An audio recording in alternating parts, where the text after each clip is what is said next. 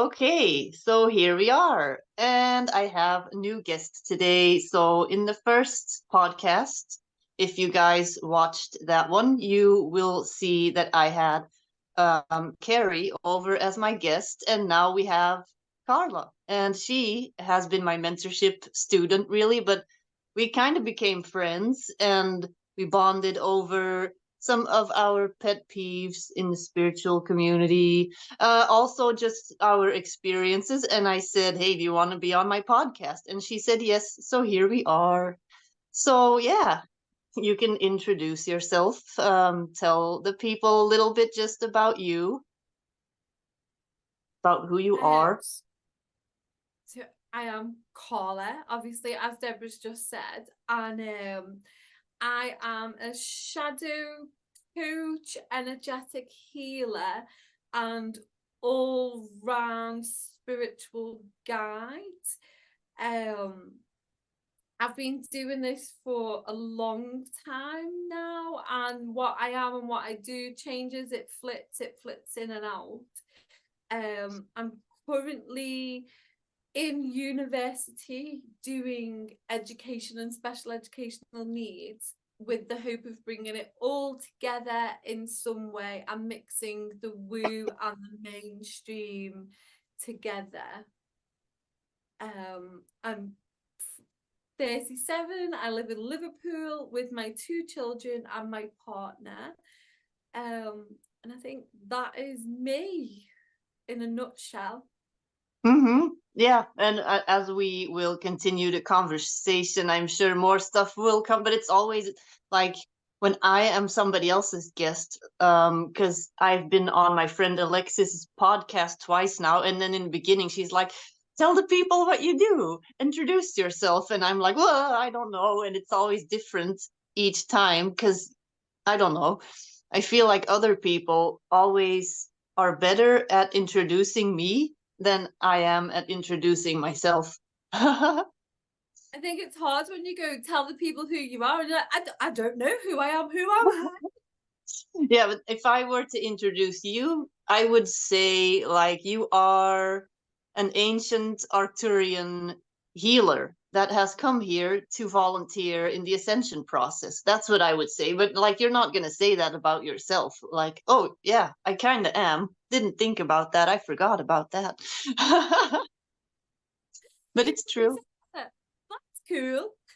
Yeah, it sounds That's a really cool cool. introduction. Mm-hmm. Yeah, so how has, because yeah, let's just talk a little bit maybe about the energies lately, because we were gonna do this podcast last week, but we were both, because I was also feel like recovering from some really, really exhausting energies. It's just been like a lot exhausting. How have you been experiencing these last couple of weeks? I think like you, I've just been wiped out, like absolutely just tired, and it doesn't matter how much sleep I'm getting. My dreams have been extra vivid. It's almost like spirits communicating with me morning, noon, and night at the minute. And it's almost like, listen, guys, I am a human. I need to rest and I need to sleep. I've actually just had a nap then before we've come on because of just how busy everything's been. But I think there's a shift coming, isn't there? There's very much a massive change in, especially for me, how I show up, how I am myself in the world. There's been some more wounds come up to have a look at. And then I think from each stage of the ascension, no matter how much you put in place for yourself, it has you questioning it again. Am I doing the right thing? Am I on the path? I know I just said that I am studying, doing things, and then and quite recently there's been a lot of stuff come up around self-worth and the reason why I'm doing the things that I'm doing, and is it aligned, is it to prove points. And I think it's floored me a little bit because I think sometimes you think in your head, don't you, I've finally worked it out, I've come to a point where everything's kind of settled down, and then this ascension will come or new energies come in, and then all of a sudden sometimes it can feel like you're back to square one and you're trying to put everything back down again. But I'm here for the ride and I enjoy this. And this is something that I have to keep reminding myself. I enjoy the way this keeps me on my toes. I think I've said a few times in conversation that being spiritual with my ADHD brain is the only thing I've ever stuck at. And it helps because there's always something new, there's always something different, and it's never the same. So it's kept me engaged over the last like kind of 10 years because nothing is the same. I think if it was the same, I'd have probably gone off and got disinterested in the whole thing. So as much as I'll on my human self moan and I'll be like, oh, this is difficult, and I enjoy it really. I think like on a soul level, I'm like, oh yeah, that was, and then once I come out the other side, I'll be like talking to my guys and I'll be like, oh yeah, that was interesting, that, thanks for that. Like, and I think sometimes it's just that little cycle of knowing it never ends, and this will probably be the way it's going to be for the rest of my lifetime anyway, is that they're always going to keep me on my toes to keep me interested and keep me going. Yeah, that there's always a new challenge. And because the moment that things start to kind of calm down, then you are like, oh, this is nice, I can do this. And then there's something new, and there's something else, because you're ready for the next level, basically, because you didn't come here to just chill out and be like, let's just have like relax a little bit. We've been doing that on the other side, I guess. So then we arrive here, we forget everything, we're like, oh yeah, we were doing something here, I can't remember now. And then there's all these tests and you're like, yeah, but I forgot everything, so I can't do this exam. It's like, you'll remember. God is like, you're fine, it's fine, just get started, it'll come back once you get started. And you're like, no, I forgot, what am I doing? But yeah, that's kind of the feeling of March for me. Yeah. Have you found it quite similar then, Deborah, in a sense of like questioning things like where you're at and what? And what I've found is, and I know obviously I think we both work on wounds and conditioning and society as a whole and undoing that and unpicking that. But obviously the more you learn, the more there is to unpick and the more there is to understand. So I think even I find when I come to an understanding and I can get quite, that's okay, I understand that now, and then there'll be another nugget of information or I'll come across something else that leads to so, and it turns out I didn't understand it to begin with anyway. That's what I this may be the thing that I've said most to a bunch of different people. Like, I thought the moment that I thought I understood something, I realized that I don't know anything. I know nothing. Like, I know nothing, Jon Snow. I know nothing, okay? Because I thought I knew it, then it turns out I knew nothing about the thing that I thought I knew everything about. So it's just because you keep on learning, you keep on seeing new layers of the same thing, and that is how we reach mastery.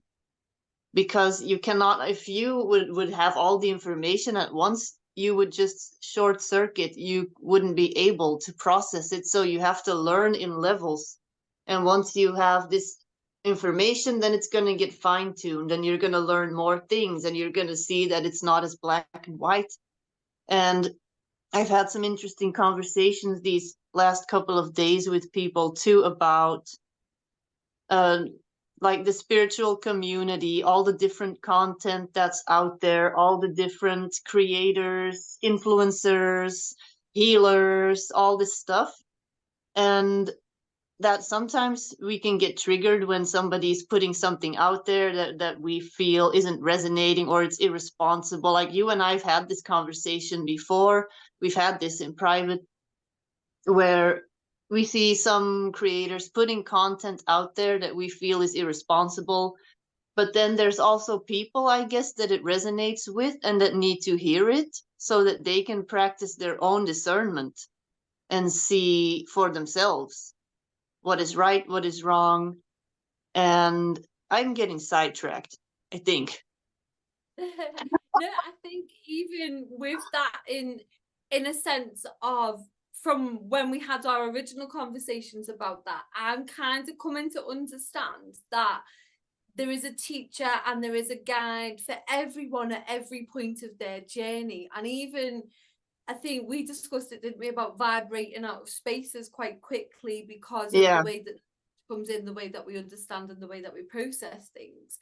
But everyone is going to find a guide and a teacher that meets them where they are, aren't they? And I think because of the level of understanding, when we're, for me, sometimes it's the protection techniques, it's the, those kind of nuances in the teachings that worry me. And I've said it, and I'll probably say it until I'm blue in the face. As much as there is light and dark in the ethers, there's light and dark on earth.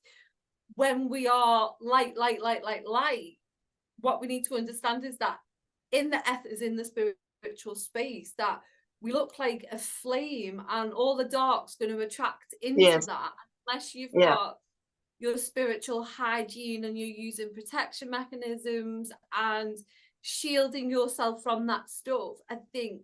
And you don't necessarily understand attachments and entities and stuff like that, then as a human, that's when I can see how it's quite dangerous to not understand those practices. I think I'm going off on a tangent, but That's I think good. that would be my biggest thing, is that spiritual protection. As much as we put boundaries in place with human, or like with people, those kind of energetic, the etheric boundaries are equally as important to protect ourselves in the astral.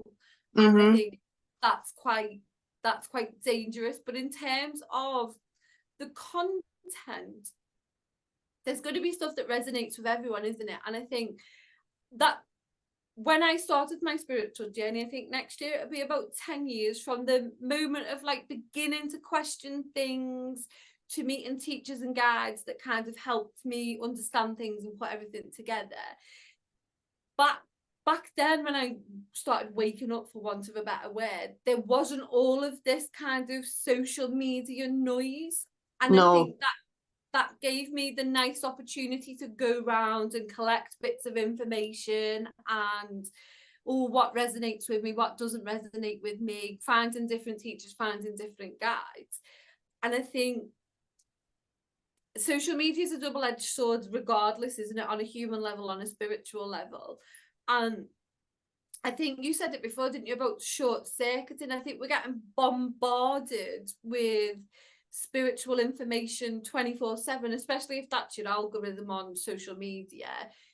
That people are getting overwhelmed and maybe getting confused, and it's a lot. I mean, back in the day when you'd have had to wait to bump into the next wise person to, and I don't think social media is allowing integration of the information before the next thing's coming along. And I know I've gone off track here because I'm like, what was the point in what I was saying to No, but begin that's with? true, because we live in this instant gratification society where if you have to pay attention for 5 seconds, and I call it the goldfish effect and the fast food new age um thing, like everybody wants fast food spirituality. But and I on my website even it says, like, do you want like a 5-course fine dining spiritual experience? Then maybe you should try to really stick to one discipline. Try to find what works for you and fine tune that, and don't just like take a bit of this, take a bit of this, and blah blah blah. And we're all love and light, and oh, we're all holding hands, chanting together, doing some ecstatic dancing and whatever, and we're good and we're super spiritual. But in like we're bypassing all of the, oh, I don't want to look at my childhood, oh, I don't want to look at the stuff from the past. But it's gonna, that you're gonna reach a ceiling eventually in your spiritual growth where you're gonna be made to look at that stuff. And if you don't have some kind of foundation that is really stable, that isn't just a little bit of this, a little bit of that, then you're gonna eventually crash And that's what, when you see people that all of a sudden get very unstable, you see these really big names on YouTube that suddenly convert to Christianity because they freak out and they want something that they can hold on to. Or you see people that are just acting all weird all of a sudden, really weird. So I don't know. And now I'm going off on it anyway. Uh, but that, the psychic protection, yeah, because you did my webinar. That's right. I forgot. You did my webinar about psychic protection, about setting boundaries, about cleansing your energy. And that is just like basic stuff. You brush your teeth, you wash yourself, you wash your hair, like you do all these normal things to your body, you wash your clothes. So why should you not wash your energy? I think you've just said something there that about, I was going to say about chasing that, it's connected but not connected in a sense, but it was that, you know, collecting all that stuff and being all love and light and positivity. And as much as I can see that there's people out there that do the shadow work, and there's some amazing healers and guides and teachers out there, but it makes it, a lot of the Instagram, of the social media stuff, makes it look like it is all nice and fluffy. I spent the beginning of my journey crying, and I cried and I cried and I cried and I cried and I cried a little bit more. And I still cry now as new layers come up. And I think what we need to understand is it's not all floaty skirts and fluffy feels, like all of this kind of, I've been watching some stuff, and it was I love practices like ecstatic dancing and shamanic drumming, and I love all of that kind of stuff. Well, yeah, I was joking, of course, but like, to kind of just be stupid, but because all of those things, like in itself, they are good practices, of course, and they can like bring you to higher states of consciousness, obviously. And I realize I completely interrupted you, so hold on to what you were saying. But it's like when people are like constantly doing that stuff, and they're like, oh, like always filling their time with that and nothing else. Okay, I'm sorry. Yeah, I think that's where I was going, to be honest, in terms of it can't always be fluffy and nice. I think that a lot of those circles, retreats, a lot of the stuff is too nice and too fluffy, that people are bypassing anger, people are bypassing sadness, they're bypassing the heavier emotions because, like, they don't want to feel them. And I think that's kind of where I was going in with what I was saying about crying so much, that there's some not nice things that you have to do. You have to sit with those, and then that's a circle as well. But without, what I'm coming to realize recently is getting trapped in the healing circle also, in constantly, I need to heal, I need to heal, I need to heal, that we're forgetting to live, to be in the moment, to be present, to enjoy this version of yourself, warts and all, whether that be light, whether that be dark. All that really matters at this present time is this version of yourself, that I think we can get so caught up on that, the healing hamster wheel, that we're not loving the current version of ourselves as well. Yeah, because it's like, am I doing spirituality right? Am I being spiritual enough?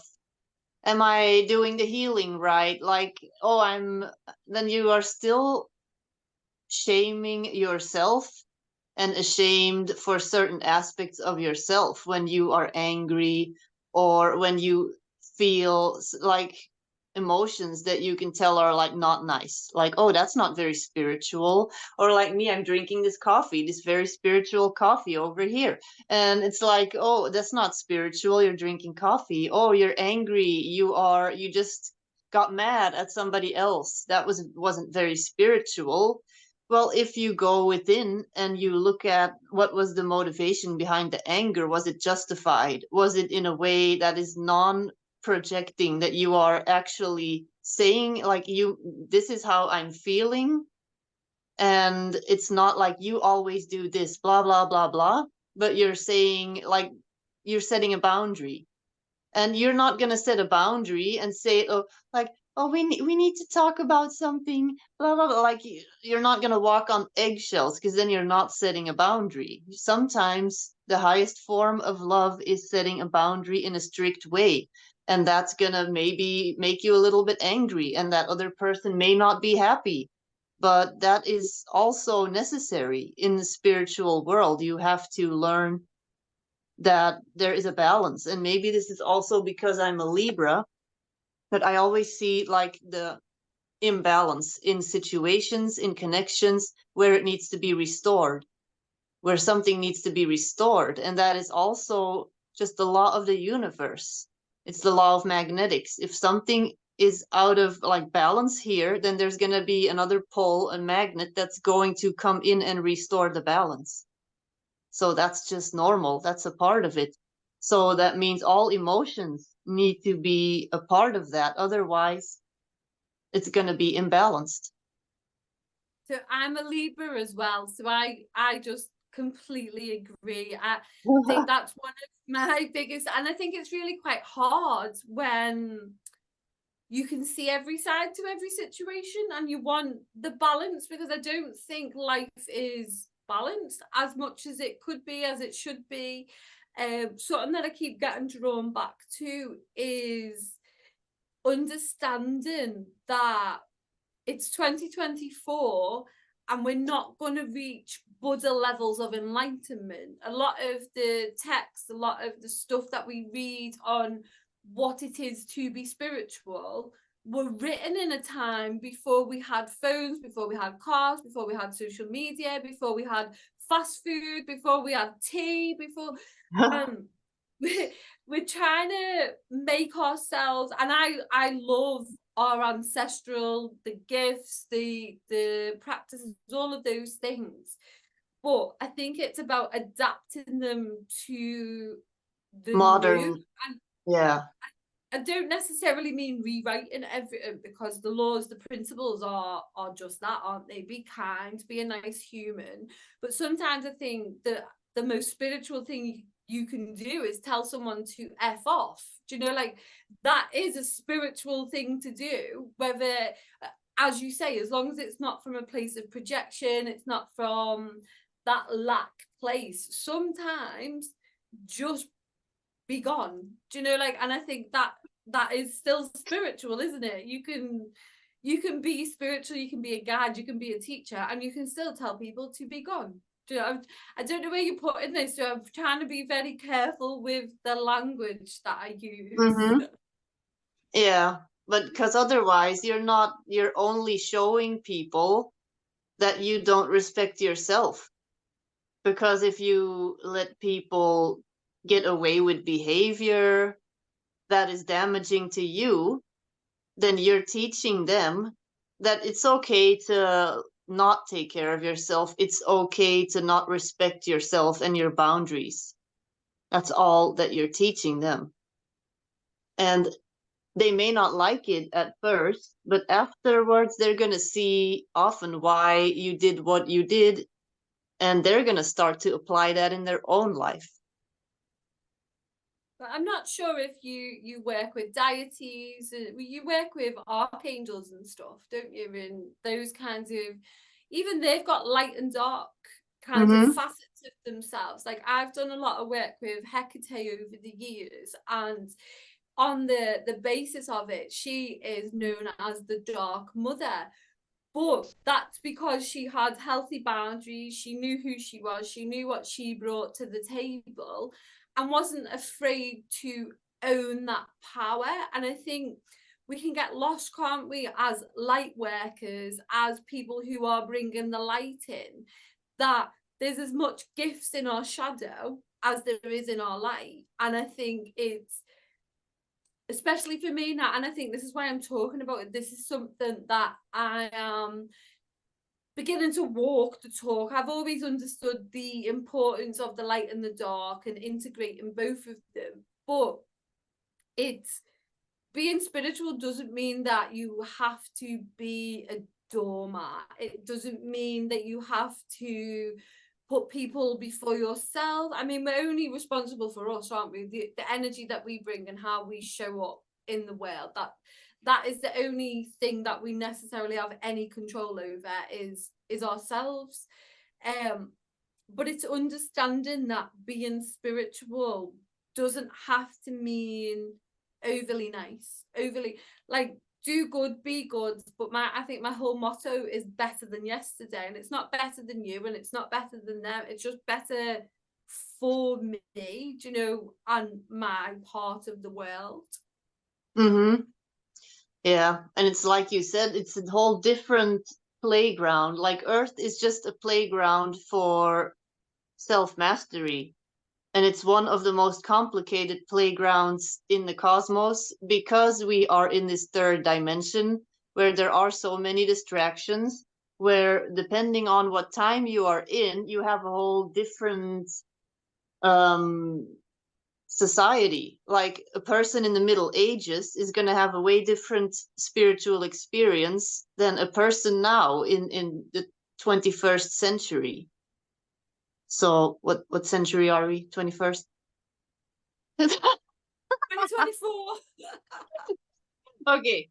So because we have phones, we have TV, we have TikTok, we have all this stuff. And in the beginning, when I just started offering mentorship, it was actually named Modern Mystic Mentorship because we are supposed to reactivate these mystical teachings in a modern setting. Like we're not going to be meditating for 5 hours on a mountain somewhere and chanting. The initiations are not going to be swimming in the Nile with a bunch of crocodiles.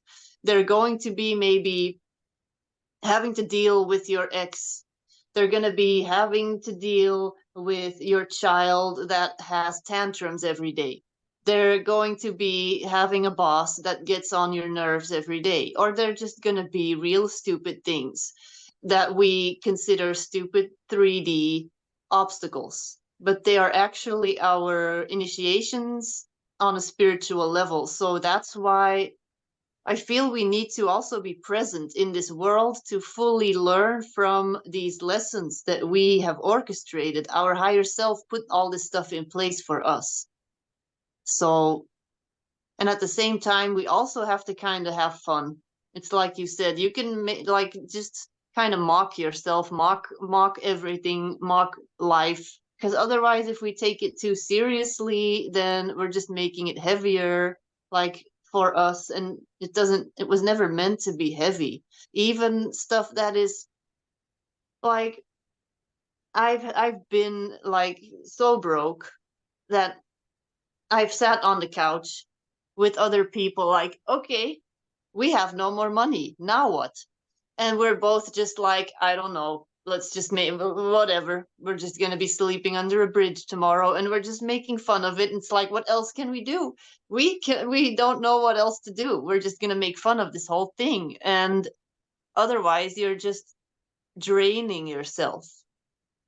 You have to keep on going somehow, and that's also important in this spiritual journey. I think it's not bypassing, but to just put things in perspective and realize that your own mindset determines how difficult or how easy something is. Yeah, I have something then and it's gone. But I think we've discussed it, haven't we, before, in terms of everything that we're experiencing. We asked for it, and I think that Mm-hmm. kind of helps me in my humor, since I understood that I signed up to everything that I go through, and it's going to be either as easy or as hard as I want it. Even the tough stuff is there for a reason, and I don't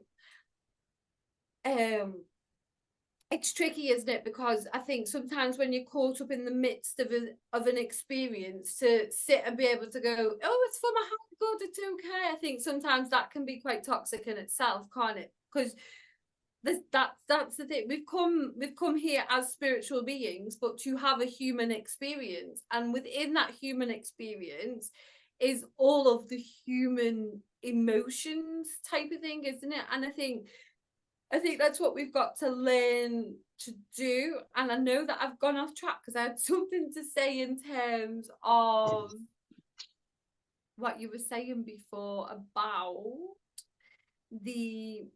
Do you ever get that sometimes? Like you'll have a boss point and it'll be like, this is great stuff, like, and then gone, just gone. Yeah, but that's always the case. That's a lot of the times the case because I've never been diagnosed with ADHD, but I'm like in the 90s, they were just like, "Oh, you're hyperactive. Your child is hyperactive."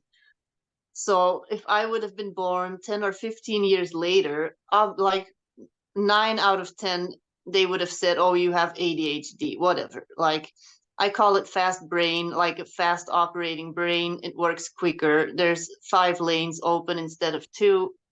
But yeah, you have a really good point, and you're like, this is going to be good. I have to remember. But then you take like a little sidetrack, and then it's like, oops, I forgot, and it's gone.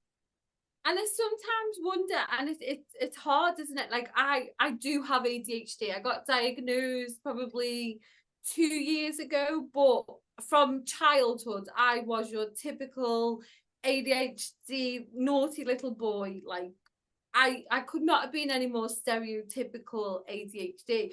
But as you said, then in the 90s, there was none of that kind of, especially for girls and women. I think we were so easily missed, and that has had such an impact on my everything. And I think sometimes that's why I find it a little bit difficult, because I was having a conversation about self-trust. I was saying, this was only yesterday, in terms of, as a undiagnosed little girl, I found the world really confusing, and I'd look at adults and their behavior and their words wouldn't match what was being modeled to me. And I think I'm probably on the autism spectrum somewhere along the line. If I went to go for a diagnosis, I'd probably get a diagnosis, is what I'm saying. So as a little girl, I was taught that not only was it not safe to be me, it was also not safe to trust myself, because I was being told by adults to do things a certain way and to be a certain way by adults that couldn't necessarily model that behavior. They had all of the language and the right things to say. And I think as a neurodiverse little girl, the world was really confusing. And that, I think, has been a lot of the work that I've had to do on this kind of ascension, this waking up journey, is realize that all that really matters is me, is what I think, is what I feel. I might be right, I might be wrong, and that's okay too. I know that I'm going off on a tangent, but you said ADHD, and I'm like, well, actually, I do know quite a lot. I think there's a lot of people. I'm sorry, I'm interrupting again. Keep hold that you should have, like, we should have a system, like a filing system in our brain, so that we can like put like a post-it or something. Remember this thought.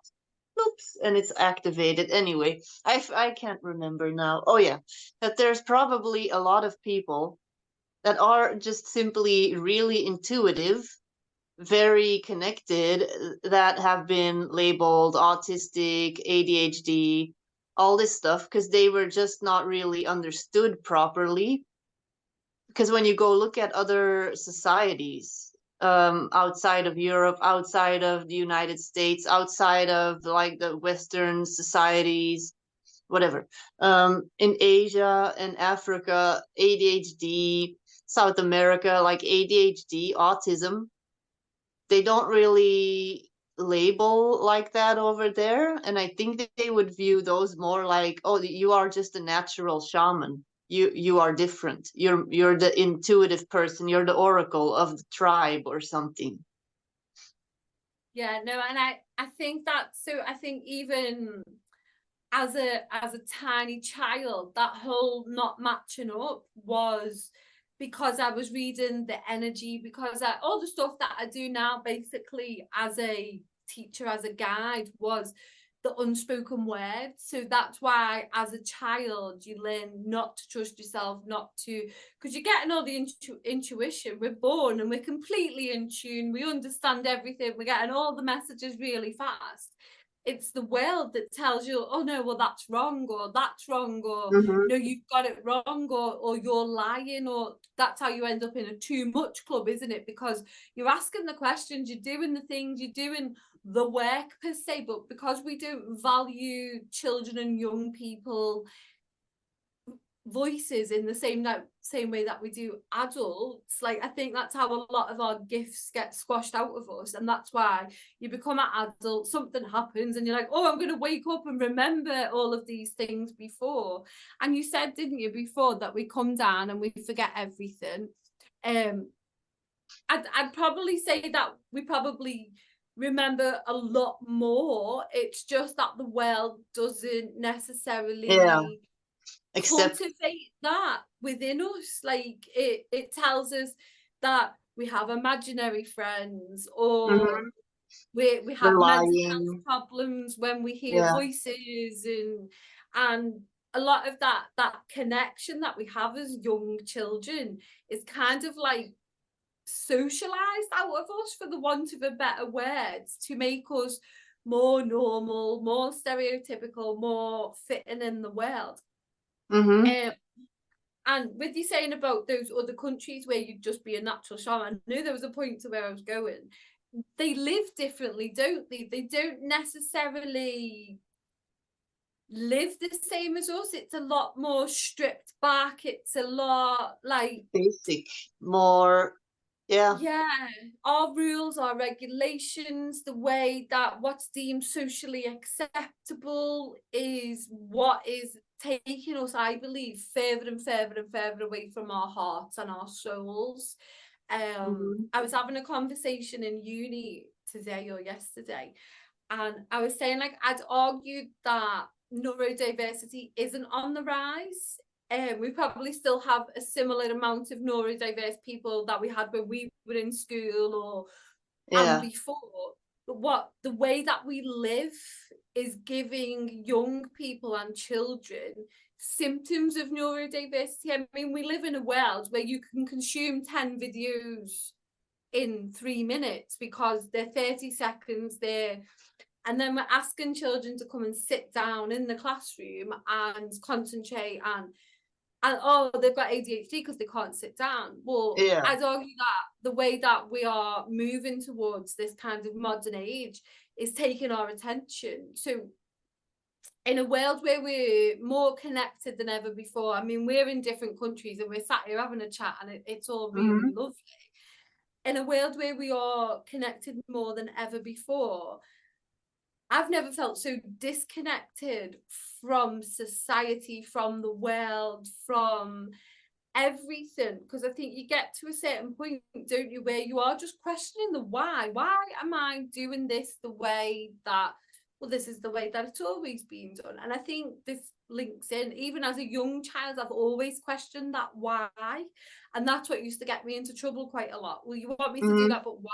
It doesn't make Yeah. sense. It Because doesn't. they don't know the answers. The adults around us don't know the answer. And it's really funny because children always have a why phase. And my son is going through that now, and he's 4. And it's really funny because when I lived in Spain, I haven't seen him for a while. So I saw him again when I came back to Belgium. And he's like, why? Like when you ask something, and he's just like, why? Constantly asking why. And I remember, like, when I used to do that as a child, my parents would get annoyed and they would be like, stop asking why. And I was just like, but you should know the answer because I'm trying to understand the world. You are my parent. Who else? If you're not going to tell me, then who can tell me anything? And then I realized when I got older, like, oh, when we were young, we saw adults and we thought they had it all figured out. Now I'm the adult and I don't know anything.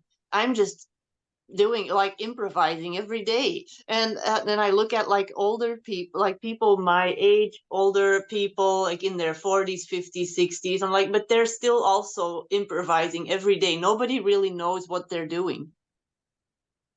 I mean, when I was coming up to 30, I was having like an existential crisis. Oh my God, I'm 30. What should I have done by now? And And obviously now I'm fast approaching 40. I'm 38 this year, and 40 is within reach now. And I mean, my partner's 45, and I remember asking him, I was like, do you feel like a grown up? Or, and I think I put a video up about this the other week, or like, I still feel like my 18-year-old self, but I'm a lot more knowledgeable. I've got all this lovely stuff that I can do, and it's all really quite interesting.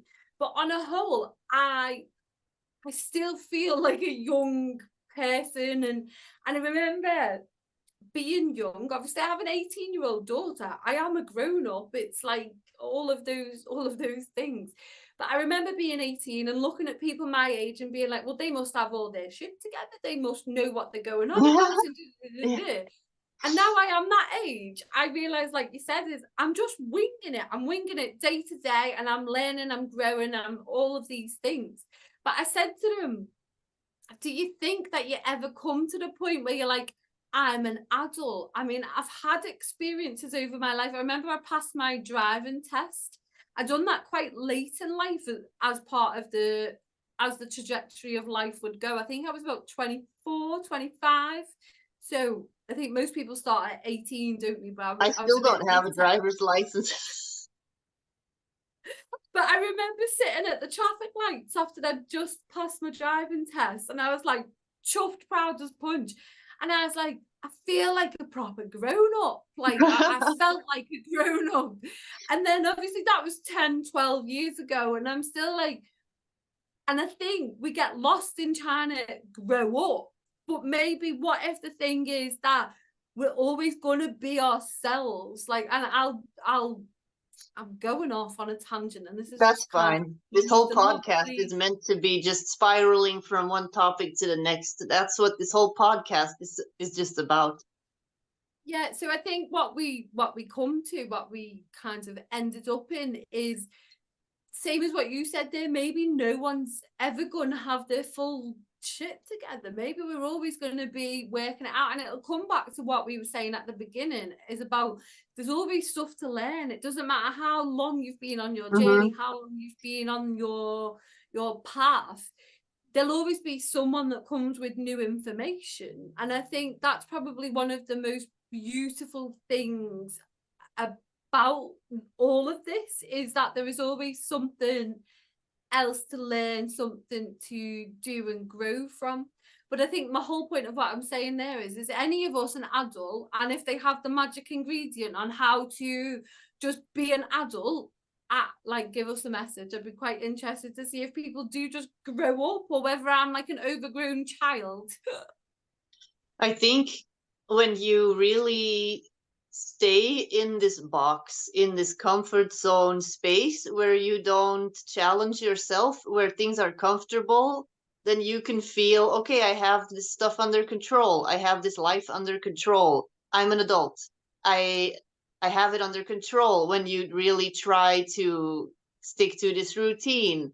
And but for a lot of people, that I know anyway, that's not the case. Like, they are not really interested in living that way, because then they end up, if that's not meant for them, they're going to end up being depressed because they're not doing what they're supposed to be doing. And most adults that are proper adulting in life, they like, look at all the mental illnesses, look at the depression, burnout, all this stuff from people trying to fit in a box, trying to be comfortable. So is that being a good adult? What is being an adult? What is that anyway?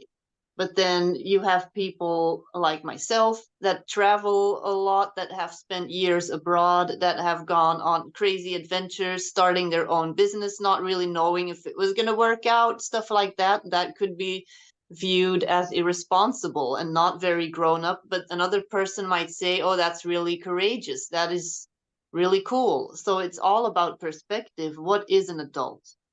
It's I think adult reactions, reacting to what life offers you in a grown in like a way that is emotionally mature. I think if I would have to, I think I just for myself described what it would be like if somebody would ask me what is an adult. I think that would be my definition. Yeah. It was maybe there isn't a destination, and that's maybe why we have to keep our child like joy alive. It's finding that joy, it's having fun, it's and if being an adult means that I need to fit in a box and be depressed, then I think I'll stay this kind of free, non-adult kind of human. I mean, I'll still sit there and be like, when I grow up, I want to be, do you know, like, because I'm still very much on the, and I think again, it might come back down to that kind of chasing that thing external from you. Like when I get a mortgage, when I get my adult job, when I get these things, and I've had these things and I've give them up, and Yeah. I choose to do different things because the mortgage didn't make me happy because it come with a man that I didn't love. So I Yep. left the mortgage. I've had big girl jobs, and without going off on a mad trajectory, I got cancer in 2018 and I was quite poorly, and it was a lot, but it took me 6 months from being diagnosed to making the decision to leave my job.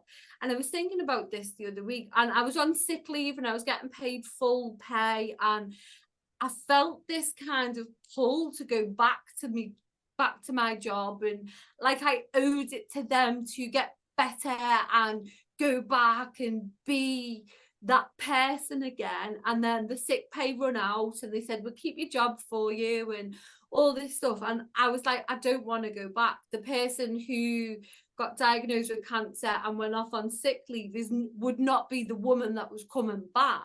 Like, it's just not the same person.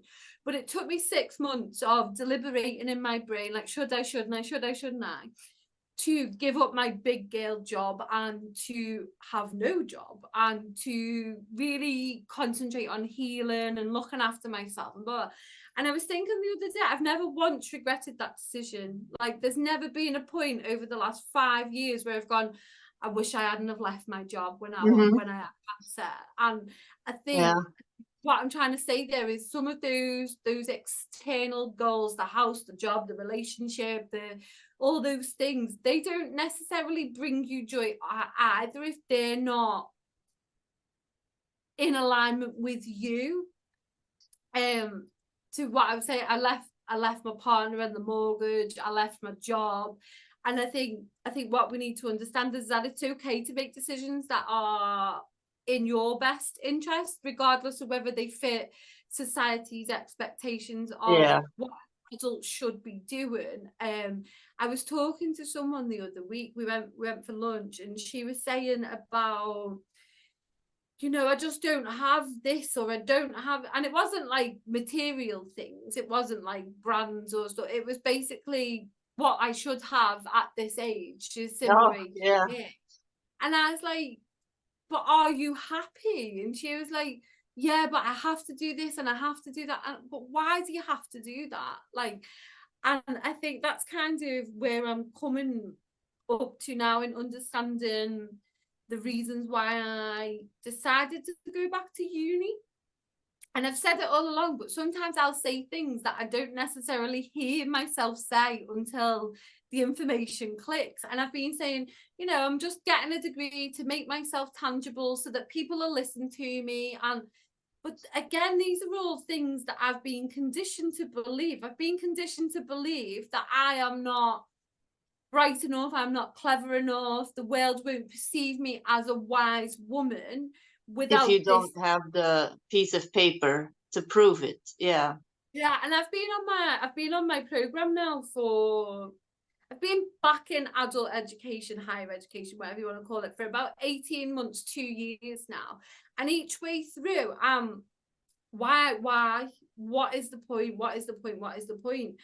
And what I've come to realize is that if you're 18 and you're fresh out of that kind of education, then higher education might be helpful if you want to be a doctor, or you want to be a nurse, or you want to have like a Western kind of career.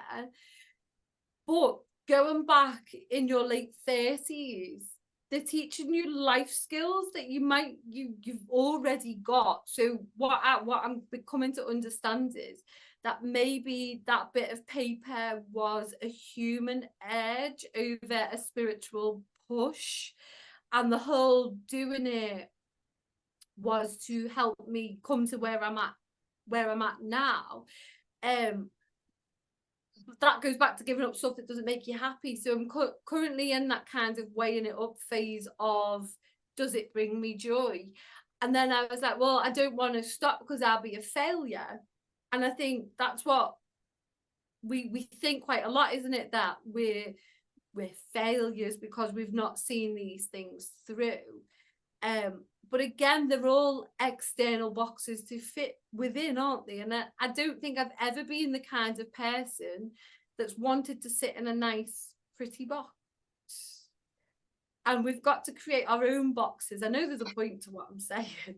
We've got to create our own boxes, haven't we? And it's about sitting there and looking at the boxes that you fit within, and looking where you can open them lines. Like, are they your lines that you've put in, and your barriers and your boundaries and or whether your mums, whether your dads, are they the government? Are they your teachers, your sisters, brothers, aunties, uncles? Who told you that you had to be this version of yourself? Mm-hmm. And I think that's the process that I think we should all probably sit with, and we'd find that where we are isn't necessarily where we would put ourselves if we were to rewrite it. Yeah, and then it comes back down to being authentic and loving yourself. Because if we're gonna stay in situations just because it's expected, or because you're gonna upset other people, but then you're going to do something to make the other person happy, but it's going to make you unhappy, but because you don't want to not fit in the box that you're supposed to be in, then how spiritual is that really? Because I think the deeper that you go on the spiritual journey and you want to be authentic, you just like, there's a point where free will and divine will lines up, where your free will becomes like the gap between the two gets smaller and smaller. And if God, spirit, source wants something for you, it will become very hard to resist that and stay in this box that you are not supposed to be in. And then you are going to get sick. You're going to get depressed. You're going to just be miserable because you're going to go against divine will. And because your free will is lining up with divine will and you're going against it. And it's like you were saying, like I lived in a nice house. I was married, did all the stuff that is expected of you, all that stuff. And it was like nice for a little bit, and then it got real boring. And it's not like, oh, like people just don't stick things out anymore, or no, it felt like I was not doing what I was supposed to be doing. And I did not have to worry about money, was comfortable. I always knew what to expect. And then there came a time where I did have to worry about money, never knew what was coming next. My life was one big adventure every day, but it was the biggest spiritual initiation of my life. And without it, I would not have gotten to know myself to like the depths that I've gotten to know myself at right now. We fear So that yeah. space, don't we? We fear the unknown. So getting married, having children, going to uni, getting a job, all of those things are known. We know the outcomes, we know what to expect. I think I've discussed this with you before, haven't I, in terms of the tangibility of those things. Like, they are acceptable, they go with the flow, they go with the grain. You're not bucking trends, you're not thinking. Whereas sometimes quitting your job, running away, going and doing these things, going traveling, they come with uncertainty.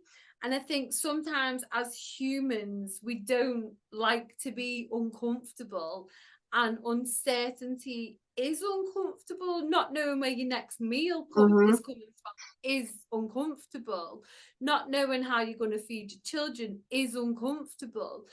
But I think what you begin to realize is that that's where the growth comes, isn't it? That they're the spaces when you are on your knees, questioning the whole reality as you know it. That's when they're the moments that change you beyond all recognition. And it's Yeah. trusting those whispers that they're gonna keep bringing you back to your heart, aren't they? It's making those little micro or macro changes that will bring you back to your soul, to what you're meant to be here, like being in alignment, doing what brings you joy. You can spend your whole life miserable, unhappy in a job that pays the bills, but what kind of life will you have? I don't think I've ever met anyone on their deathbed that was like, I'm glad I paid my council tax every month, and I'm glad that my bills were always paid. People on the deathbed tend to have regrets, don't they? I regret not traveling, I regret this, or I regret that. And that's, I think, obviously, because I had cancer and it was quite advanced cancer, that I've got that mindset better now. What will I regret not doing? Am I gonna be unhappy? Or I think there's nothing more than being told that you kind of, not that you had 6 weeks left to live, but if it had been 6 more weeks, then you'd have been in palliative care only. I had really advanced cancer. But to make you starkly aware of your own mortality, and understanding that this life isn't guaranteed and this life isn't forever. And I mean, and we all, me and you, don't we believe in past lives and all of those things. But there's only one life where I'm gonna be Karlla. This is the only life where I am gonna be this version of myself. And we all need to understand that. Like, you can get lost in all of this backwards, forwards, timelines, all of this stuff, but in the end of it, there's only one life that you're going to be this version of yourself, and make it count. Do the works, like, and just follow your heart and the whispers, I think. And do what brings you joy. Don't worry about everything else. Yeah, because especially like now, we're both the same age. You're also born in 86, right? I think we talked about that before. So now, and I see like my daughter is going to be 10 this year, and I'm like, whoa, how are you already going to be 10 years old? I thought I just gave birth to you. How is this possible? Like, how are you already this gigantic? I don't understand. So, and I'm getting more gray hair. It's like, okay, I'm like, what is the stuff that I want to do with my life, and what is really stopping me? And that's what I started thinking too a few years ago, or like, just, it's about what you want to do. It's not about what anybody else says, what you're supposed to do, blah blah blah. And oh no, you what if it doesn't work? Well, I think it's like you said, people on their deathbed, they most often regret the things they never tried, and they never say, "Oh, I regret trying this one thing. It was really difficult." But like, I regret it. No, they're gonna say, I never regret. I regret not trying that thing that I always wanted to do. People rarely regret things they did try, because it always like taught them lessons. They learned stuff, they gained value from it, even if it didn't end well. Like in my case, my first marriage was not good. It was very toxic. It was, but I'm not going to say that I regret it, because it made me the person that I am today. Yeah, I do. I've lived a life, shall we say, but there's nothing that I sit here and go, I wish I hadn't have done that, because I did it for I would never do it again. Do you know, like, and I think even with past relationships or ex-partners and stuff, that still taught you what you do and you don't want in a relationship. So you're not, nothing's wasted, is it? And I think we've said it before, didn't we? When we're up there in the ethers and our souls looking to reincarnate on earth, we asked for that relationship so that we could learn those lessons and that we could hopefully, I don't know how it fully works because I've not got back up there and I've not dissected it all, but hopefully my next life, I'm not going to take that shit with me. Like, I'm going to learn the lessons and I'm going to go back up, and because your soul remembers everything, doesn't it? And hopefully that means that we've learned the lesson, but we wanted that lesson. We asked for that. And I think it's tricky, isn't it? And I obviously sat there through multiple massive changes in my life, but I've asked for every single one of them. And I mean, even I've had multiple operations, I've had like bits of my organs removed and stuff like that, but it all happened for a reason. I spent the years prior to all of those operations depressed, suicidal, obviously dealing with a lot of things that come with trauma and abuse and living that kind of life. And it was hard, but I don't sit and regret it. That was one of the best things that ever happened to me, because it's given me a different perspective, a different outlook, different priorities. And it's knowing that even in the darkest and the hardest of times, there's still light to be found, isn't there? There's always glimmers in the bad.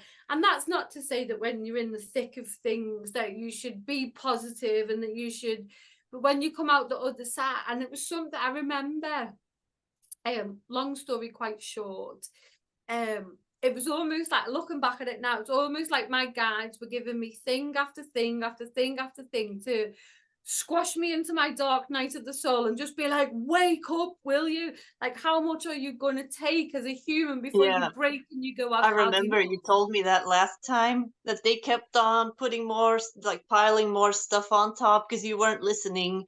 Yeah. So obviously, long story, I was in care, I had multiple bits of abuse, abusive partners, I was abusive at times, you know, and dealing with all those little micro macro traumas growing up. And I was like, I've got this, just in my little backpack of trauma. And I'd be like, right, it's fine. And everything external from myself. I was addicted to weed, I was completely overweight, I was eating too much, I was going to work, I was depressed, blah blah blah. And then I think it was around 2015 I started to ask questions. Why do I feel this way? And I didn't completely understand anything. I wasn't spiritual. I didn't grow up in a family where they talked about this stuff. Although my mum is psychic, it was always just kind of, my mum's mad. Like, I actually thought my mum was bonkers growing up. I was so far removed from being spiritual. And then, as I was saying, me and my daughter there was a terrorist attack in Manchester at a concert. We were there that night, and I remember being like, why? And then something else happened to one of my bonus daughters. Then I got cancer, and I truly believe they were just trying to break me. What the point of what I was saying then is, I remember saying to my daughter, I think she was about 13 at the time, and I said to her, at the moment, we're in the midst of a storm and it feels hard and the boat's rocking and everything's everywhere and it's chaos and we don't understand. And I think this was kind of an analogy to help myself as well at the time. And I was like, but just know one day the boat will come out of that storm and we'll be sat in our boat, waters will be calm, looking back and going, I understand. I think, but sometimes where I was going was, you've just got to learn to ride those storms, haven't you? And I think we can get so lost in the storm that storm stays the story. It stays the stories that we tell ourselves, and we stay in it, and we don't necessarily always see the beauty in those storms. That was good. That was good. You should like write stuff like that down and start sharing it.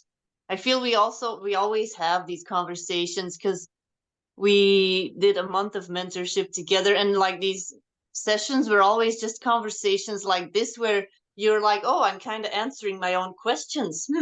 That's good information. But and then I was like, we should make a podcast because this is stuff everybody can relate to, this stuff, because it doesn't matter. Like, you can go to any person, walk up to a random person on the street and explain this metaphor, and then ask them, what is your storm? Give me one time in your life where you were in a storm. And the Essenes, they used to call this their crucifixion and resurrection moment. So that now, of course, we don't get crucified physically, but there is a mental crucifixion. And I talk about this sometimes, like, what was your mental crucifixion in your life? And for you, that was what you just explained, for instance. So everybody can relate to those metaphors. And those are your initiations that your higher self chose for this life. I remember during a session with someone, I think it was last year, and when your guides channeled and my guides were talking to me and they were like, you could have done this in 2 lives, you could have done it. My soul was like, no, let's do it in one lifetime. Like, and I think my soul's probably pretty badass on a level that was just like, no, we're going to do it all. And I think sometimes it's, and I mean, don't get me wrong, as spiritual as I am, as like woke and as free, I still sit there sometimes and I'm like, what the fuck? Yeah. What the fuck?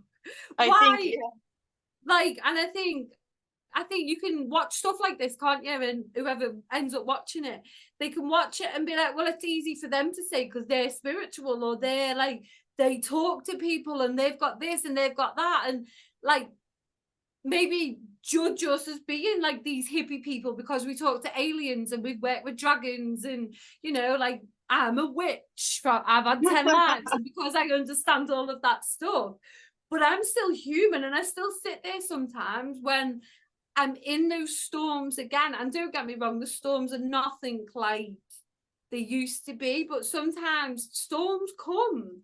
This whole, do I carry on education or not? That is a storm to me. It's an existential crisis because I thought I had everything worked out. yeah. That's still a storm. Mm-hmm.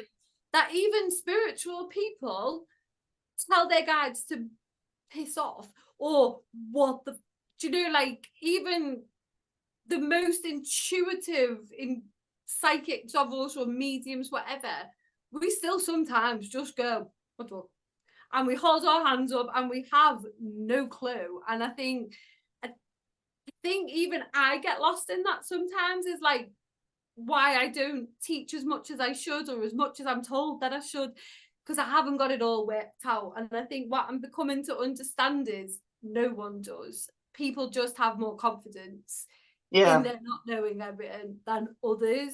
And I think if anyone's watching this and like, oh, it's okay for them because they do all of this stuff, it's to understand that even really, really spiritual people stick their hands up to the sky and go, what the hell? Do you know, like, what is this? And I don't understand. And those storms, I don't, there's a meme, isn't there, or like a post or a saying, or, and without being too cliche, it's not waiting for it to not rain. It's about learning to dance in this. I've just had it, and as I've gone to say it, I can't remember it. It's about learning to be okay with not being okay, basically, I think is what I'm saying. And just knowing that life isn't perfect. It doesn't matter how spiritual you are, how awoke, how kind of like earth grounding, vegan, mantra yelling you are. We live in 2024 and nothing's ever going to be perfect. There's always going to be someone that triggers a part of you that needs attention. There's always going to be a right to wrong and a wrong to right. There's always going to be parts within us that need some attention, I think, is what I'm trying to say to that. Like, there is no perfectionism. There's always room for improvement. Yeah, I think we've discussed this, haven't we, when I said about everyone gets spiritual, they have an awakening, and then they go and they want to live in a commune in the woods. And we discussed this, didn't we? And yeah, I mean, that's a beautiful sentiment, and they want to go and live like the ancestors did, and they want to do all of that thing. But if you're only surrounded by people who are like you, who are love and who are light, and where's the growth in that? Where's the growth? Where's those triggers that make you then learn your lessons or think deeper and so on and so on? I was having this conversation again yesterday in terms of, you know, a lot of the groups online, whether it be spiritual groups, ADHD groups, parent groups, all of those kinds of groups on social media, they almost become like echo chambers of what you believe. And if you don't believe what everyone else within this group believes, then you're shot down, and everyone's like keyboard warrior, and you're telling you how wrong you are. But they become echo chambers of just repeating what you already think. And I think a lot, for me, the growth comes when you meet people that are not the same as you, that challenge you, that open your perception, that make you think different ways. And I think that's a lot of the problem with leaving the matrix and transcending the matrix and going and being a hippie and living in the woods. I mean, I think I'd love nothing more than to be a vibey witch down on the beach, but that's not real life, is it? Just living on a beach isn't gonna pay my bills as such. Maybe living on the beach isn't a terrible idea, because there's no bills. But you wouldn't grow, you wouldn't necessarily learn all of the lessons that you need to do because you've left. And I think I said this to you, didn't I? If we all transcend the matrix and we all go and live in the woods, who's going to help the people that are still here? Who's going to be that person that's still within the mainstream that challenges the system? Because not everyone's spiritual. In our lifetime, I don't think every person on planet Earth is going to be a guru or a guide or understand all of this stuff. Not in our lifetime, maybe not even in our children's lifetime. There's always going to be mainstream per se. I think it'll change, and we'll have a new age in the future. It's gradual. It's going to be a gradual shift, I think. It'll be our grandchildren, our grandchildren's children, and so on and so forth, and it'll just become normal. But if we all leave and start little pockets, who's here to help the rest of us? And I think that's what we can forget, isn't it? And then it becomes that every man for themselves. But one of the most spiritual things I'm led to believe is that kind of selflessness. As much as I'd want to go and live in the woods, humanity needs people like me to challenge thought and yeah. And I can see, like, when I look at the people that reach out to me and they want to learn more about their higher self, about their soul, the multidimensionality of their soul, what the nature of time, past lives. Well, they're not really past lives. We know that that's not really how it works.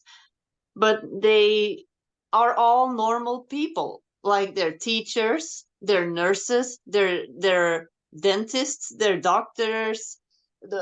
Some of them have like the most normal jobs they're hairdressers, they're normal people.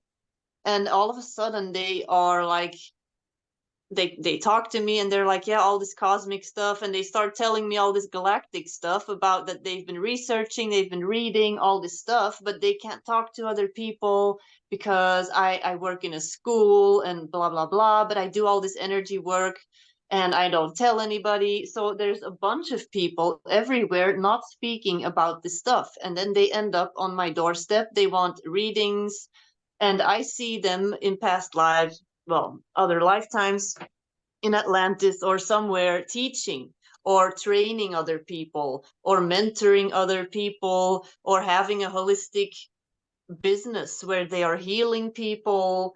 stuff like that. So they are, and not everybody in Atlantis was all a priest and priestess. There's just normal people walking around, but they are just more conscious. They are just more attuned to other people, more empathic, more telepathic. They are living from their heart. It doesn't mean that every Atlantean was a priest. Not all of them were doing all this psychic stuff, but they were just more embodying their spiritual nature. And that is what it's about. It's like a teacher that I've been working with, that I've been telling her, okay, you can do this and this stuff in the classroom, just setting the intention for these children. You know that they are, a lot of them are here to do more energetic work, to awaken in them what you need to awaken. And if you would go and live in the forest somewhere, then you're not going to be reaching the people that you're supposed to be reaching. So it is important, I think, to kind of not isolate yourself. And of course, there's going to be those people that do have a soul contract with people to, in a really isolated way, that do need to maybe do that stuff, but make sure that you are not doing it to run away from stuff or ignore stuff, I guess. Yeah, you can quite easily bypass, can't you, the work, because I think it'd be a lot simpler. Like, I mean, there was a point where I wanted to go and live on a commune, and that sounded like the most easiest, nicest way to live out my days, and just it'd be a lot more peaceful, it'd be a lot more quiet. But I think, like you said, that I'm very much on the page that I need to be in these systems, because that is part of my purpose. And it leads back to what we were saying before about being the child that asked the questions, being the one that said, well, that doesn't sound right, why are you saying that? Those kind of, they're gifts, aren't they, to ask questions and ask why. I think we don't ask why enough, do we? Like, why are we doing this the way, that way, and why is things the way that they are? And we need people in mainstream that ask why. And thinking while you were saying about your clients that are teachers and doctors and dentists and stuff, we can't underestimate the ripple effects of that kind of, the working on such a micro level within a classroom, how much that changes things. And I think a lot of what I say is, I just want to be that adult that I needed when I was a child. Mm-hmm. That's like my whole kind of philosophy with doing the education and stuff, is I just want to be that adult that I needed. And we need adults that can hold space. And because if you think you've got one adult in a school who is like us and they're led from the heart, for every one adult that's heart led within the education system, you've got 10 adults that are still asleep and are doing the systems the way that the systems have always been, and we do it because of this. You need the teachers that are asking why, leading from the heart, showing care and compassion. Like, those things are spiritual just as much as sitting on the grass doing shamanic practices. That kindness for those children, holding that space, we should never underestimate like how much of a difference that makes. And it's going to be all those micro kind of changes that's going to affect, you know, what we said before about that being kind of like where the world will go. It's going to be because people in these positions just change little thought patterns along the way. I've always said with all of my work, before I was spiritual, before whatever, if I just change one person's life with the things that I say, then I've done my job. Like, it doesn't have to be hundreds of thousands of people. I'm quite happy with if one person resonates with our conversation, that's beautiful. If 100,000 people resonate with our conversation, also beautiful. But that one person was meant to hear what we were saying in that time. Yeah, and that's exactly the motivation for this podcast, is just to give people kind of a look behind the scenes, like, oh yeah, because most of these podcasts are all about, oh yeah, what is your work, what do you do, tell us about your healing practice, da da da.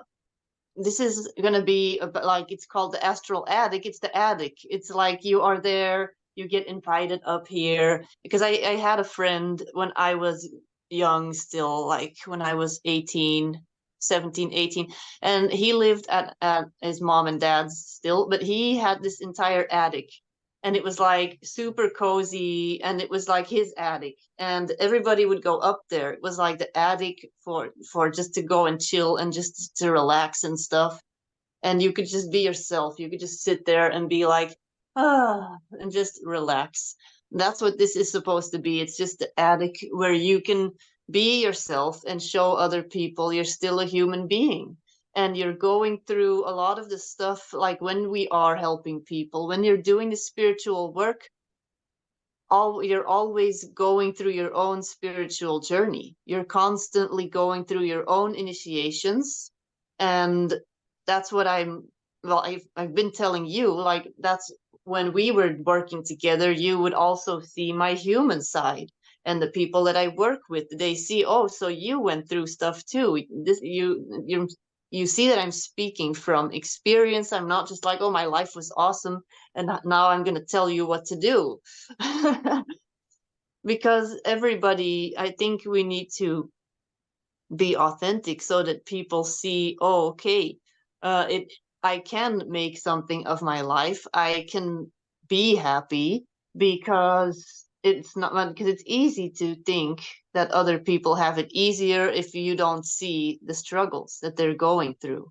And then you think you're the only one that has it bad. When you look at other people's stories, you can see that everybody has their stories.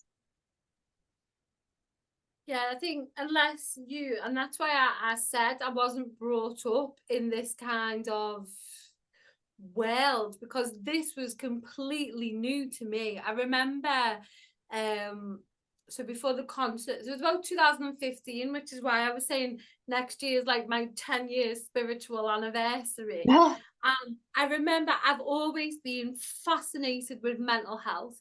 Why are we the way that we are? And it was because I was depressed. It's because I've had anxiety since the day I was born. It's because I've never felt like I fitted in, because I've always been really confused in my brain. I've suffered intrusive thoughts, suicidal ideology, all of those things that I have been obsessed with understanding the brain, understanding mental health, all of those things. Why are we the way that we are? I've always kind of understood trauma, and like on a human level, on a psychological mental health kind of train.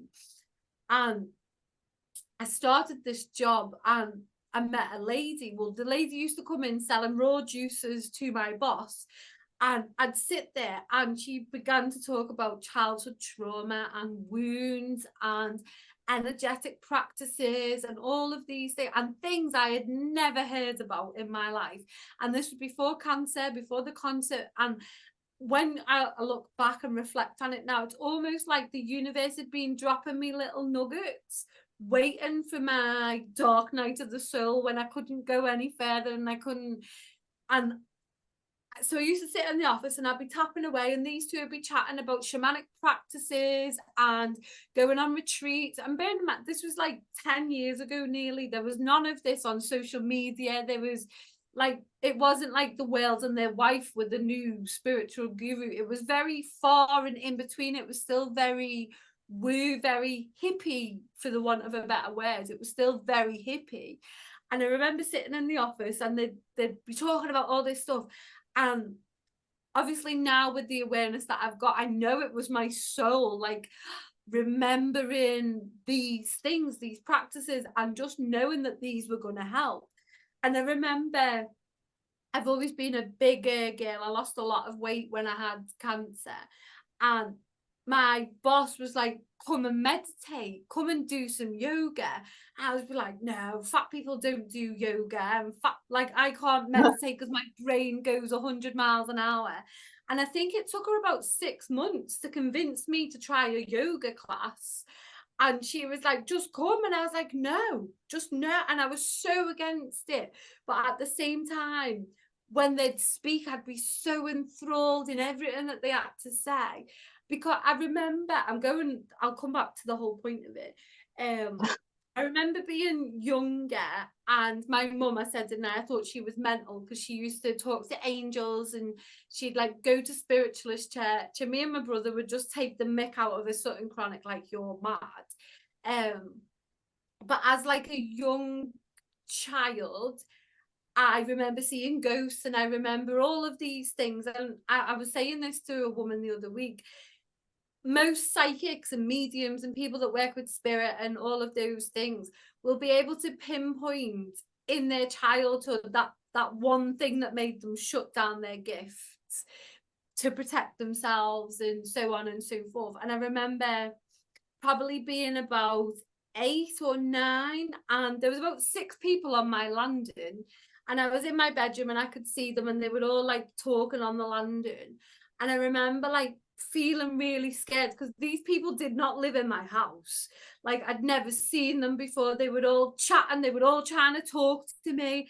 And I just remember being like 8 and just going, no. And I put my blanket over my head. And I was like, no, no, no, no, no, no, no.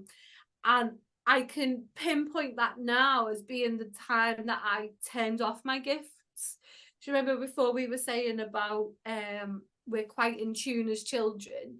I think a lot of people be able to pinpoint that one moment in childhood that made them shut off.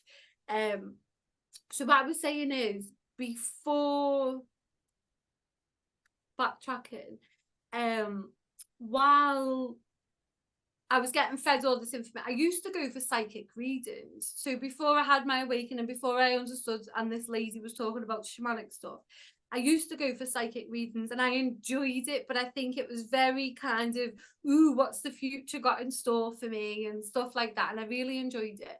And then I started getting intrusive thoughts, and they were dark and they were scary. And I thought I was the worst person in the world. And it was a really dark and terrifying time for me. And it's what led to feeling suicidal and depressed and all of these things.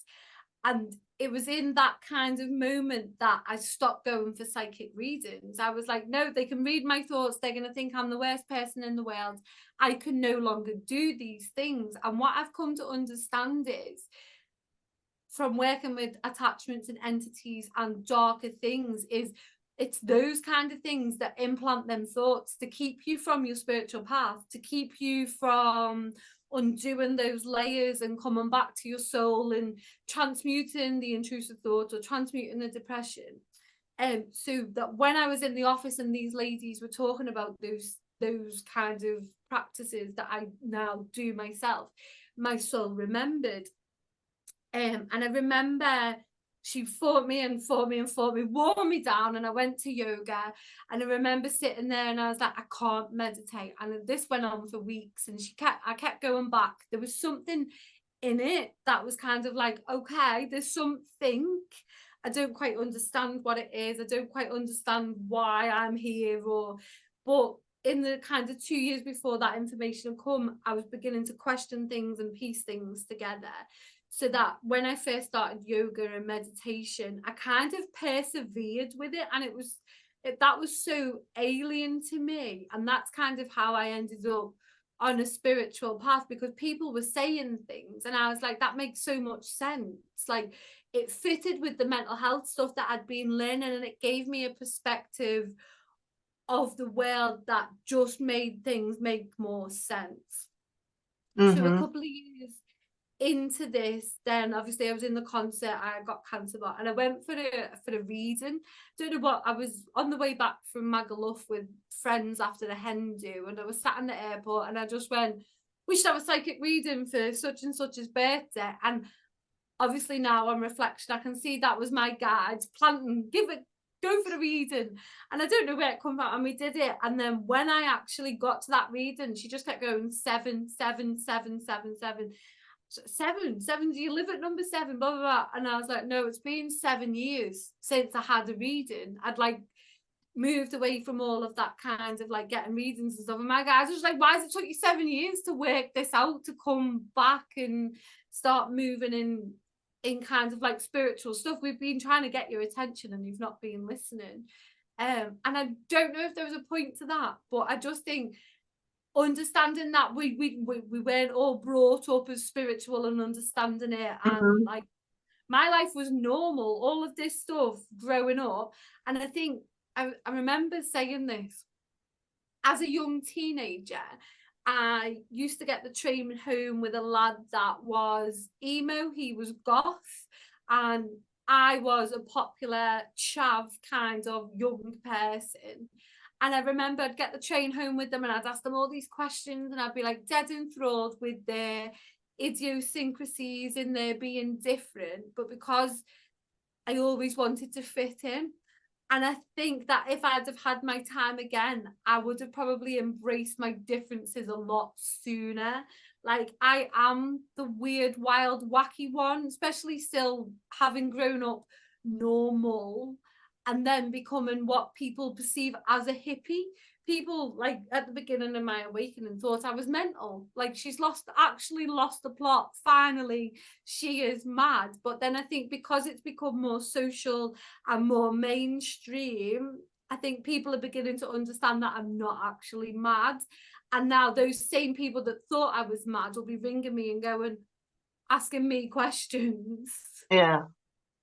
No, I think the point of the whole story was that this is something a lot of people will be able to relate to, because most people will go through a phase of being asleep and then waking up.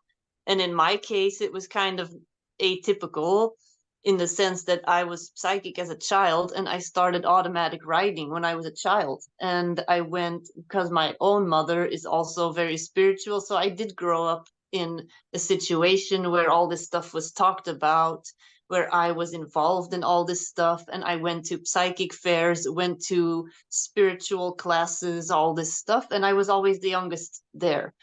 And my point, like what you were saying, this moment where you shut your gifts down only happened at age 18, because I had always been open to the stuff. And I ended up at one of my friends' houses, and their stepfather had committed suicide. And because I was so open and psychic, the mom was asking me, like, can you get any messages and blah, blah, blah. And I'm there as this 18-year-old girl getting all these like psychic messages from this man. This woman is crying. This daughter is crying. I'm standing there like, this is a really big responsibility, and I'm not sure if I want this. I don't want to do this. And then I said, I want to be normal. I want to fit in. And I went from being myself to trying to be what was expected. I went to college, got married, blah, blah, blah. Each time there was this push, this energetic push from my guides, I pushed it away. I said, no, just leave me alone.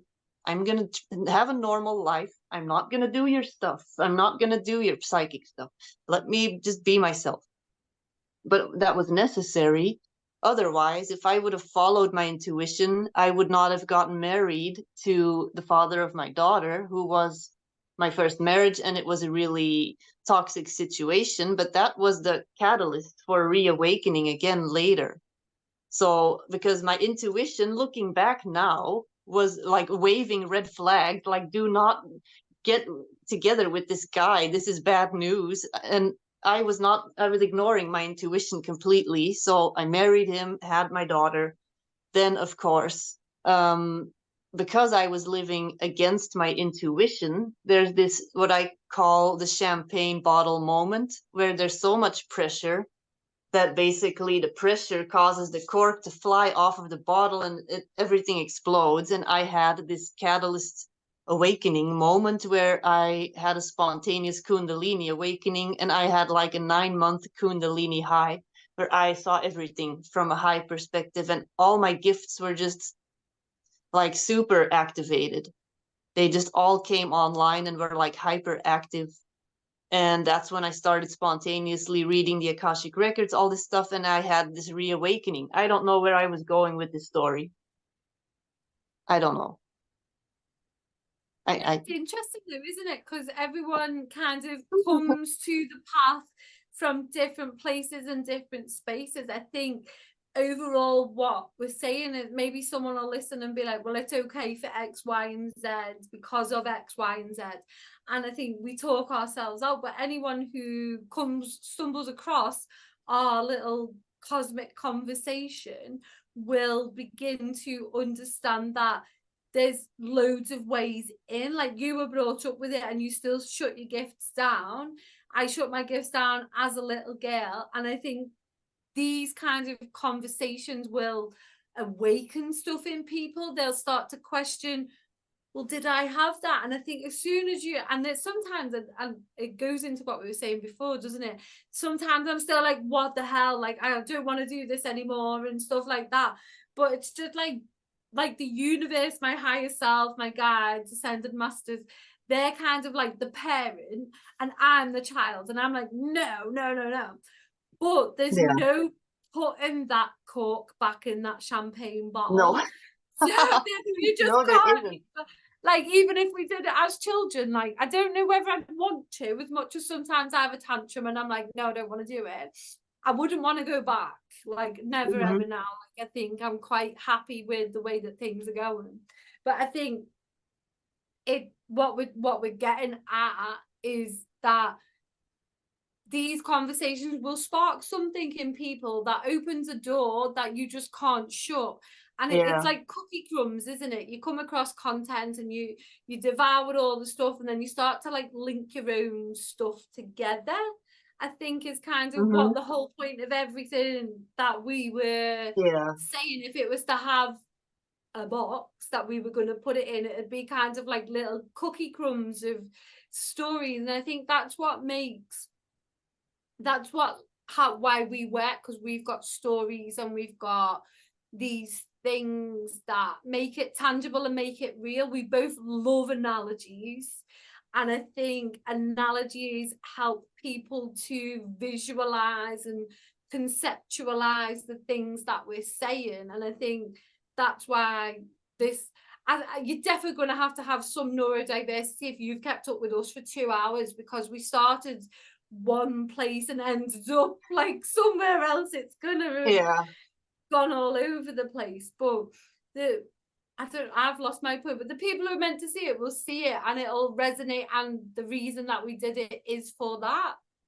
And the reason that we've gone off on tangents is because that's just, and I think I forget sometimes, like I said to you, didn't I, this morning, I was like, what are we talking about? Like, what do you want me to say? And I really wanted to fit it into boxes and make sure it was all kind of, and then even in that moment, I knew that was like my anxiety wanting to be prepared. Box. Like, and I don't know whether I'd have come up with half of this stuff if I'd have, like, my human self wanted to prepare with a script. How can you script this stuff when it is like that? These are those 2 a.m. conversations, aren't they? They're not, it's not a mainstream kind of pretty boxed kind of conversation. It's those, I don't drink anymore, but it's those 2 a.m. kind of conversations that you have after a night out that are deep, that are meaningful, that have no point and all the points all at once. And I think that's what we've kind of been doing this evening, is all of everything and nothing and all of everything else, you know. Yeah, but that's the point of the podcast. It's just like, okay, we're just gonna see where it goes, and that's the point really of whenever I work with somebody and I have a live session with them, then they're like, okay, how do I prepare? Like, you also asked me, is there stuff we're going to see every week? I'm like, nope, we're just going to see what comes up, because the stuff that needs to come up will always come up, because I trust that you are being guided by your higher self. I'm being guided by my higher self, and they're going to bring up the stuff that you need to see. And it may not be the stuff that you thought you were going to work on in the session, but it's going to be the stuff that you needed to work on. Same with like hypnosis sessions. I used to have a script every time. Oh my God, this person wants to work on this, we're going to make the script. Then they're in hypnosis and suddenly they start seeing all kinds of different stuff. And I'm like, oh my God, I do not have anything in my script for this. I'm not prepared. So after a while, I stopped with the scripts. I just breathe in and out and say, okay, higher self, guide this session for me. And it always ends up being exactly what the person needs. And I So guess yeah.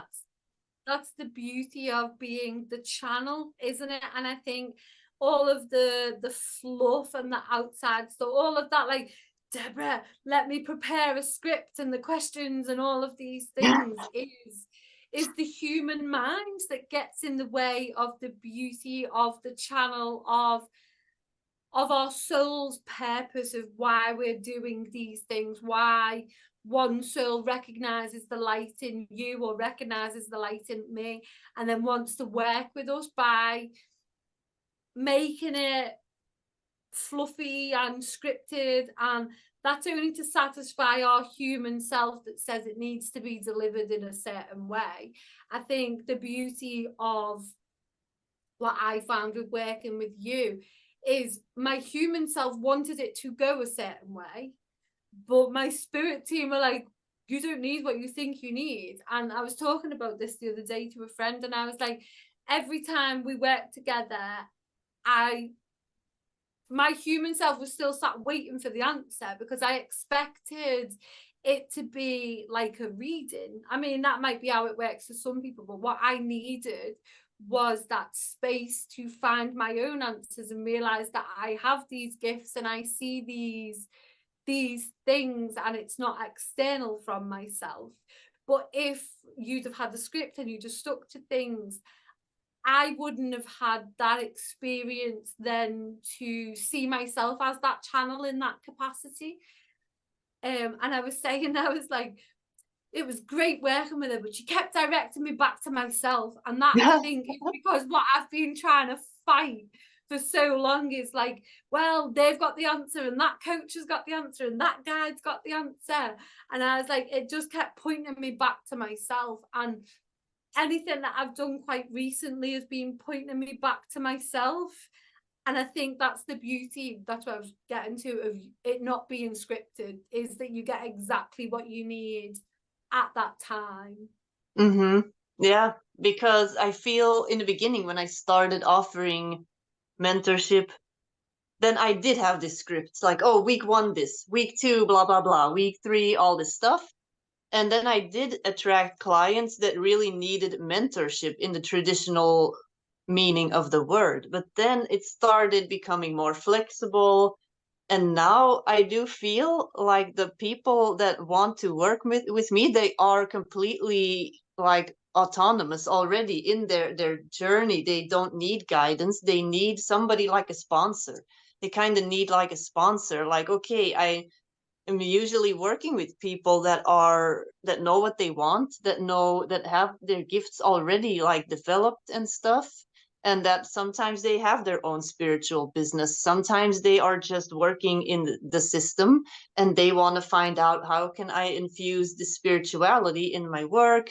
And they just want somebody that's going to hold them accountable, somebody that's going to assist them here and there where they can intuitively see that they need just a little bit of fine tuning and stuff like that. And it's never been my goal to spoon feed you the stuff that I want you to listen to this and this is the only way or something, but for you to basically find like your potential. And that's why it starts with the Akashic Records reading, so that you have all the information from all of these layers of your soul, and then you can step into all of these layers, channel all of these parts of yourself, and really, yeah, that's why I guess I constantly was bringing you back to you, because you can get the answers from all of these aspects of your soul that have been around for millions of years. Like some of these incarnations, like these galactic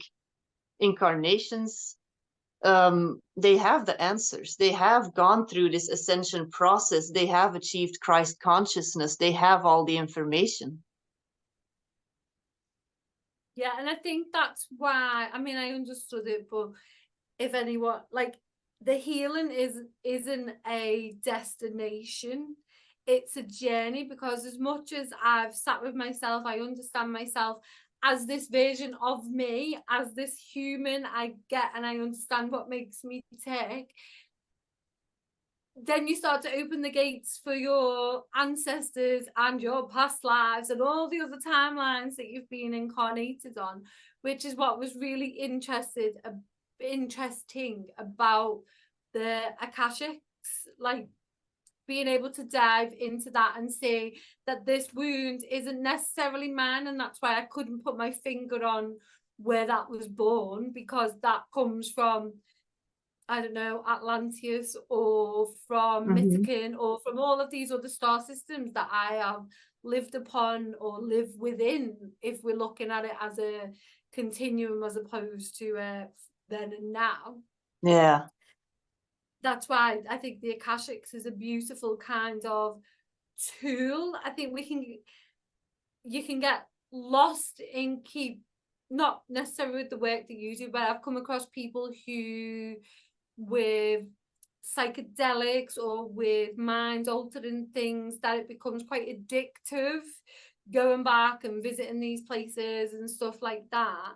But it's definitely beneficial to access them, but it's knowing when to also leave that alone, do the work, integrate it in the now, pop back in. Do you know, like, that's why I think over our whole thing, we only done the one Akashic, didn't we? And as much as my human-based ego wants to delve back in and see, ooh, what else is in there? Like, I know that there's an integration period where actually integrating the gifts and the wounds, because obviously our ancestors and our other lives don't just give us wounds, they give us gifts as well. And I think we got, now moving forward, it's, for me, definitely it's integrating a lot of those, the light and the dark, the light and the shadow of those lives as well, which has been quite interesting. Yeah, because that's what I tell people too. Like, you get a reading and it's this thing, it's a frequency. You are constantly adjusting this frequency. This, like, you're the radio and you're like constantly trying to find the right frequency. And once you have found one, you can get all the information from that frequency. And then once you are done listening to the program, then you can switch to another frequency, listen to something else. Because if you're going to try to listen to all of these different things, it's going to be too much and you're not going to be able to integrate it properly. And it's like you said, people that keep on doing plant medicine, but that don't take the time to sit with it and actually embody all of those things, this information, these activations, then you're going to end up being fried. You're going to fry yourself with spiritual information. Well, spirituality in itself, like, this is just something I've observed, becomes the addiction then. So you're using plant medicines to access altered states, you get the high, you come back down, and people just want to live in the astral without actually integrating the knowledge within the human world.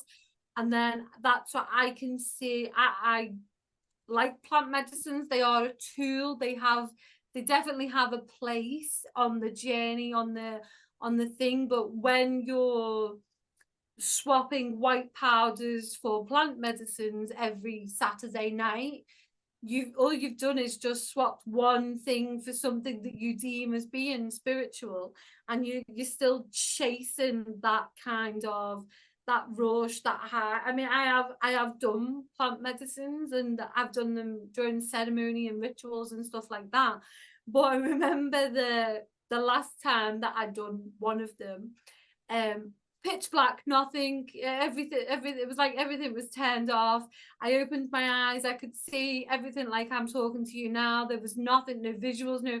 And it was like, my guides, like, you don't need this stuff. And they wouldn't allow me to access that kind of wonderfulness. And I think that's what brought this kind of view on that. It's within me anyway. I have the power to access these states without using substances to get to that kind of thing. And then that my guys have a really funny sense of humor sometimes, but I think they just understand what I need to know. And I can see quite some toxic characteristics in the way that plant medicines are being abused. This is what I personally believe, that